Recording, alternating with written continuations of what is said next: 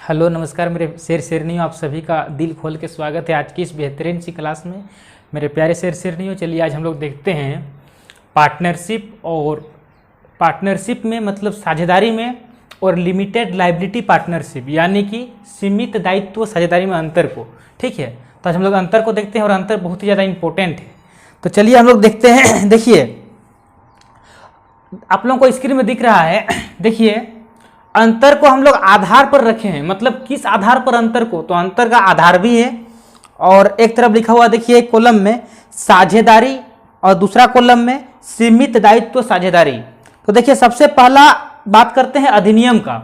तो देखिए अगर हम अधिनियम की बात करते हैं अधिनियम का, तो देखिए साझेदारी वाला में देखिएगा, ठीक है, और एक दूसरा कॉलम में देखिए सीमित दायित्व साझेदारी, सीमित दायित्व साझेदारी। तो देखिएगा हम समझाते हुए चल रहे हैं अंतर को। तो देखिए अधिनियम की अगर बात करते हैं तो साझेदारी अधिनियम 1932 लागू होता है। ठीक है, भारतीय साझेदारी अधिनियम 1932 साझेदारी में लागू होता है। और जबकि बात करते हैं कि सीमित दायित्व साझेदारी में, तो सीमित दायित्व साझेदारी में सीमित दायित्व साझेदारी अधिनियम 2008 लागू होता है। ठीक है, तो यहां से क्वेश्चन आता है कि भारतीय साझेदारी अधिनियम तो पूछता है तो बताना है कि 1932, और अगर क्वेश्चन में यह पूछे कि सीमित दायित्व साझेदारी अधिनियम तो बताना है कि 2008। ठीक है, और चलिए दूसरा अंतर को देखते हैं। ये पहला अंतर, दूसरा अंतर को देखते हैं। तो देखिए दूसरा अंतर जो है आप लोगों को स्क्रीन में दिख रहा है और हम समझा रहे हैं। ठीक है, तो देखिए दूसरा अंतर है रचना। रचना, तो देखिए साझेदारी की रचना जो पार्टनरशिप है उसकी रचना करार या समझौते से होती है, यानी कि जो पार्टनरशिप है यह एग्रीमेंट से बनता है।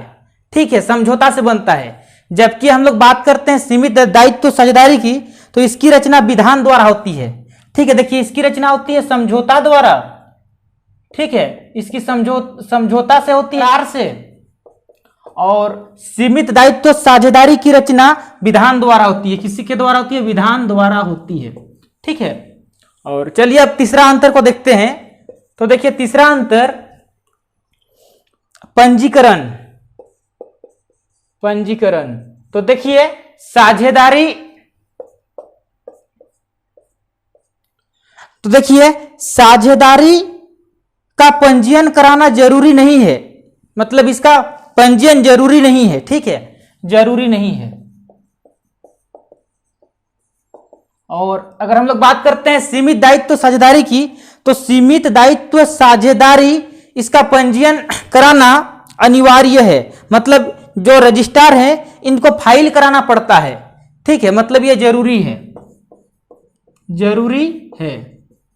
ठीक है, अब देखते हैं चौथा अंतर। चौथा अंतर, तो चौथा अंतर में देखिए अस्तित्व को। ठीक है, अस्तित्व,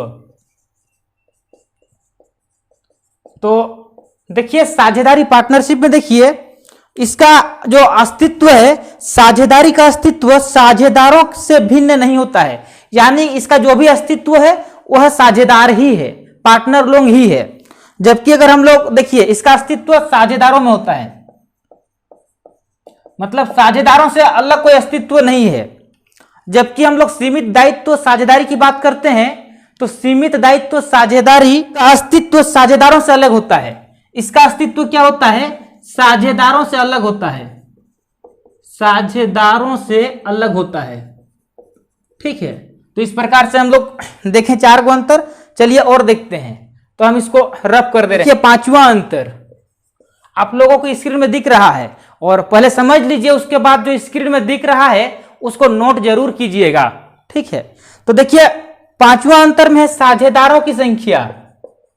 साझेदारों की संख्या, तो देखिए साझेदारी में साझेदारों की संख्या जो है ये मिनिमम 2 है और मैक्सिमम 50 है। जबकि सीमित दायित्व साझेदारी की बात करते हैं तो इसमें मिनिमम 2 है, और मैक्सिमम की बात करें तो मैक्सिमम में इसका नो लिमिट, कोई लिमिट नहीं है। ठीक है, जितने आदमी हो सकते हैं, जितना चाहे उतना इसमें मैक्सिमम हो सकता है, लेकिन इसमें मैक्सिमम 50 बन सकता है साझेदार। ठीक है, चलिए अब लास्ट और छठा अंतर को देखते हैं। तो देखिए दिख रहा है, दायित्व की बात करते हैं।